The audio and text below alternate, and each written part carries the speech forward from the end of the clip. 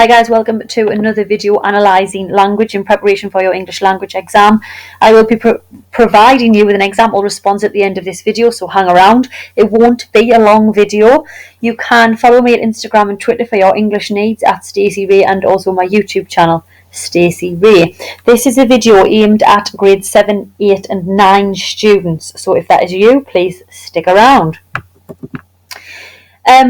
I have a lot of success with the grade 7s, 8s and 9s in English language, and what I do is I focus on the analysis of individual words.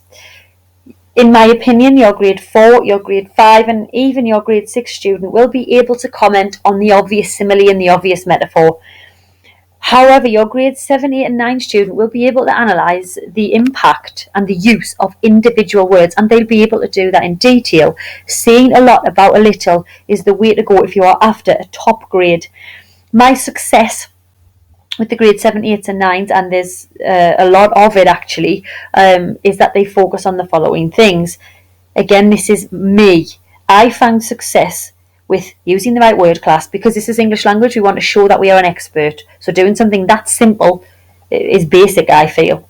Looking at lexical field, if there's a group of words associated with the same thing, why? What is the purpose? And then if we start thinking about words, then what we want is, what do they literally mean? Is there a metaphorical meaning attached, and does that then go symbolically? If not, are there connotations that that word instills within the reader? Take a screenshot of just some keywords that I always give out during English language, which I think makes you sound smarter than you actually are. So have a screenshot of that list there. Screenshot this as well, or pause the video and note it down. It's just avoiding saying the writer shows all the time. Again, it just makes us sound a little bit smarter. And when we're extending an analysis, which for AQA you need to do on the question 4s, then don't forget connectives. But if you're on Edexcel or any other exam board, connectives are key really, just for that extension. I am using the opening of a modern book. It's new. It's currently in the top 10 bestsellers, called Pretty Little Things. If you have an iPhone, it is free on iBooks, the opening, so please have a look. If not, I'm going to show you the opening. Now, for this video to be successful, you must read it. So either pause the video here or get a copy of it on your iPhone. What I would like you to do for revision and for practice and just to getting better at English language, read it. Either note down, bullet point or highlight, if you've got a copy of it, any key words in the extract that are clearly used because they are having an impact on the reader.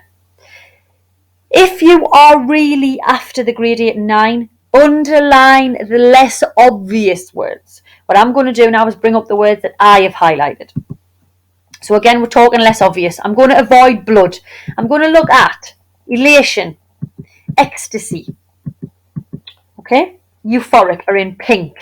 In yellow, you've got cry, scream, gurgle, twitch, and strangers. Now, the reason I've done the pink is this is a murder. If you have read the extract, which I asked you to do, then we've got a serial killer who's killing people and taking them in a cabin. So elation, ecstasy, and euphoric to me are out of place, so I'm going to analyse them. Then the juxtaposition of that is cry, scream, gurgle, twitch, and strangers. So we've got a clear juxtaposition in the lexical field. I am going to show you how to analyse these words now with an example response. What might be good for practice for you is try and write an answer. As I say, avoid the obvious things if you want the 7, 8 and 9. And the obvious things to me are the repetition of blood and the rhetorical questions, because the grade 5 student will be able to do that. So I'm going to show you my example response. Let's imagine that the question is a question 4 for AQA. If you are on a different exam board, though, please stay with me because my analysis will help you. Let's say the question is, a student having read this extract said it is impossible to feel anything other than discomfort.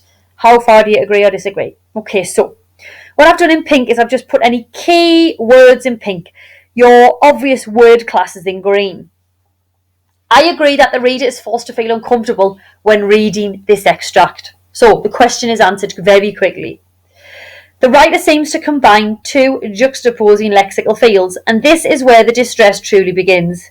Immediately after the murder has taken place, the narrator uses the abstract noun elation, and literally this means a feeling of great joy. When we add this to the metaphor which follows a euphoric wave, then as a reader we feel concern about this harrowing idea that the narrator enjoys killing and not only that, but relays these events in a matter-of-fact style. Furthermore, the adjective euphoric denotes happiness, confidence, and psychological mania. It would appear the speaker is a serial killer, and humanity naturally fears such people. In addition to the elation experienced, we are told that the speaker is in a state of pure ecstasy. Initially, we link this to something emotionally overpowering, but there are also connotations of the drug ecstasy, which provides the consumer with a buzz. More terrifyingly, the adjective pure modifies this, implying a feeling very potent, and arguably, murder is something the speaker is addicted to. Where the juxtaposition becomes evident is the response of the victims: cry, scream, twitching, gurgling. The lexical field creates an ominous feeling as the reader comes to the realization that the narrator actually enjoys and relishes the process of the murders. By utilizing the sounds and movements of the victims, the picture painted is one of dread and panic, while heightening the anxiety that the murderer is anonymous. Arguably, the final line, and indeed the final noun used, not only adds to the discomfort, but taps into a fear we are all familiar with: strangers. Symbolically, this word brings about many associations, from the unknown to cliched ideas seen in horror movies, all of which instill terror in the reader.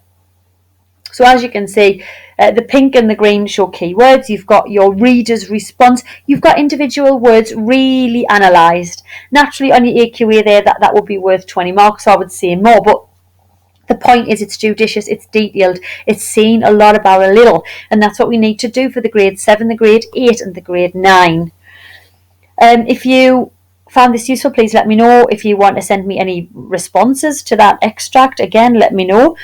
My YouTube channel, Stacey Ray, has over 310 videos on. Please have a look. They will help you get a grade 7, 8 or 9. And massive good luck in your English exams.